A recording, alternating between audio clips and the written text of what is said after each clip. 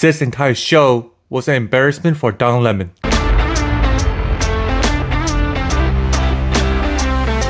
Hey there everyone, Don Lemon is back at it again, inviting Candace Owens onto his show for a debate.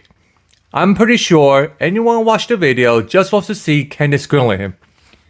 And that's exactly what she served.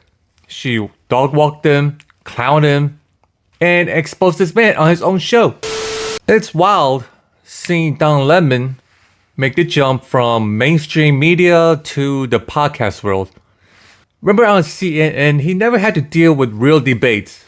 Every time things got interesting, they'd throw up a commercial break and shield him from any real pushback. Remember that? It was like watching a rigged game. But now, he's in the wild west of social media, podcast, streaming, whatever you want to call it. There's no hiding here. Just raw talent, real journalism, and no more safety net. Let's put it that way. These YouTubers are having a field day with them. No commercial breaks, no cutting to ads, just two people locked in, going toe to toe in a real battle of wits, right? It's like watching a real intellectual brawl. No interruptions, just wisdom and knowledge going head to head in the cage. Now, here's a segment on how Candace Owens grilled Don Lemon on his own show. Yeah, obviously I fundamentally disagree with your assessment, and I think it's very strange coming from a party where Hillary Clinton denied the election results for years. And said that her election was stolen from her. It's very weird for people to suddenly just not remember that. Sometimes it feels like the press there just was no sort of insurrection around that. I mean, she eventually accepted. Well, now you're accusing him of the insurrection. He has nothing to do with. No, I said, but there was no insurrection around that. I didn't mention. You can say that or not, but you just said he's an election denier. Okay, well that would put Hillary Clinton in the exact same camp. And so it's very weird when there seems to be this sort of like Men in Black memory wipe where people pretend that suddenly Trump was the first person who questioned election results when that's been going on for a very long time in America and nobody cared about that. Hear me out here. There's a difference between questioning an election, the results of an election, which happened with Al Gore and George Bush, than having almost every court in the land disagree with the assessment that the election was stolen. There's a difference between questioning an election than saying it was stolen. There's a difference between someone saying, I thought I should have won, and there were, I had all these wins that were, that were not at my back. Let me tell you the difference between Al Gore and Trump. Al Gore wasn't questioning it. If it was just a question, then why did he even bring it up? Right? He knew it was stolen, but the guy was too scared to say it out loud and probably afraid of backlashes. Like what if Trump is dealing right now? But, here's the key difference. Trump has the guts to call it out. He's not scared of backlashes. He says what's on his mind, tells it like how it is, and let the people decide for themselves. And now with ballot fraud charges coming to light, maybe he's onto something. Check this out. To the newsroom within the hour, a guilty verdict against Milwaukee's former number 2 election official. Kimberly Zapata was found guilty of requesting fake military ballots and having them sent to a Republican lawmaker.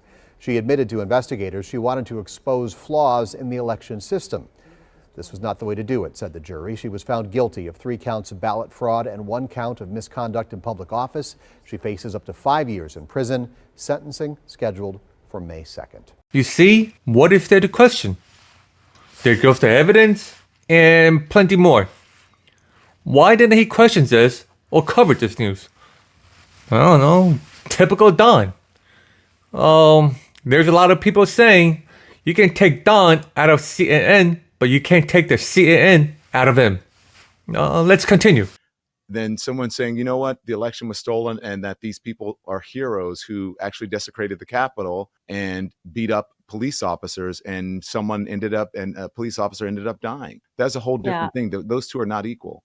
So your old network even debunks the points that you just made. Obviously, the person that died that day was Ashley Babbitt. The only person who died on that day My own network does was not debunk that, Candace. That's yeah, not they right. absolutely. I covered it on my show. Even No, I work CNN. there. No, They do not. okay. They do not Well, I have debunk my that. computer. Do you want me to bring it up live? The CNN article where they debunked that Brian, who you're talking about, the police officer, died that day. He No, I didn't didn't die say he that died day. that day. I said he Okay, correct. But died. let me finish The this. You police said he officer died died. because you're trying to make people believe that it had something to do with with what happened.